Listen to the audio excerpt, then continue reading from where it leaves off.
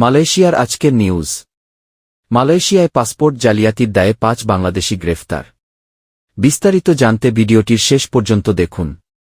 মালয়েশিয়ায় পাসপোর্ট জালিয়াতি সিন্ডিকেট পরিচালনার দায়ে ৫ বাংলাদেশিকে গ্রেফতার করেছে ইমিগ্রেশন বিভাগ। বুধবার সেলাঙ্গোর রাজ্যের পেতালিং জায়ায় বিশেষ অভিযানে তাদের গ্রেফতার করা হয়। তবে গ্রেফতারদের নাম প্রকাশ করেনি ইমিগ্রেশন বিভাগ। বৃহস্পতিবার ২ আগস্ট ইমিগ্রেশন বিভাগের মহাপরিচালক দাতুক রুসলিন জুসোহ এক বিবৃতিতে বলেছেন, বুধবার সকাল ৯টা৫ গোয়েন্দা ও বিশেষ অপারেশন বিভাগ, ইমিগ্রেশন সদর দফতর পুত্রজায়া থেকে কর্মকর্তা ও সদস্যদের একটি দল নিয়ে অভিযান শুরু হয়। ২ সপ্তাহ ধরে করা জনসাধারণের তথ্য এবং গোয়েন্দা তথ্যের ভিত্তিতে প্রথমে সিন্ডিকেটের মূল পরিকল্পনাকারী ২-৩ বছর বয়সী একজন বাংলাদেশিকে গ্রেফতার করে। জিজ্ঞাসাবাদের পরে ইমিগ্রেশন টিম একটি বাসভবনে অভিযান চালিয়ে ২১ থেকে ৩৪ বছর বয়সী আরও ৪ জন বাংলাদেশিকে গ্রেফতার করতে সক্ষম হয়। পরিচালক বলেন, প্রাথমিক পর্যালোচনার ফলাফলে আরও দেখা গেছে যে মূল মাস্টারমাইন্ড অতিরিক্ত স্থানে অবস্থান করেছে, অন্য ৪ জনের কাছে কোনো বৈধ ভ্রমণ নথি বা পাসপোর্ট ছিল না।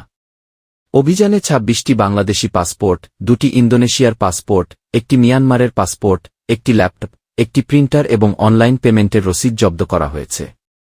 সিন্ডিকেটের মোডাস অপারেন্ডি হল যেসব বিদেশিদের কাছে পাসপোর্ট নেই তাদের সেবা দেওয়া।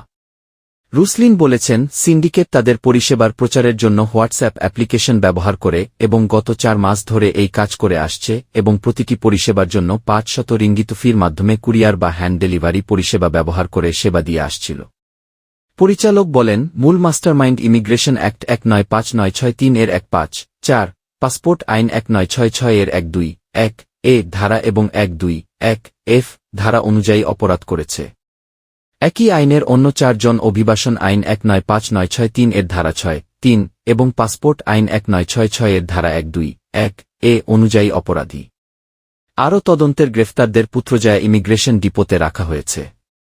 অভিবাসন আইন ১৯৫৯৬৩, পাসপোর্ট আইন ১৯৬৬, ইমিগ্রেশন রেগুলেশন ১৯৬৩ এবং অ্যান্টি ট্রাফিকিং ইন পারসন এবং অ্যান্টি স্মাগলিংয়ের অধীনে যে কোনো অপরাধীর বিরুদ্ধে ইমিগ্রেশন বিভাগ কঠোর ব্যবস্থা নেওয়া অব্যাহত থাকবে বলে বিবৃতিতে জানিয়েছেন পরিচালক রুসলিন জুসোহ।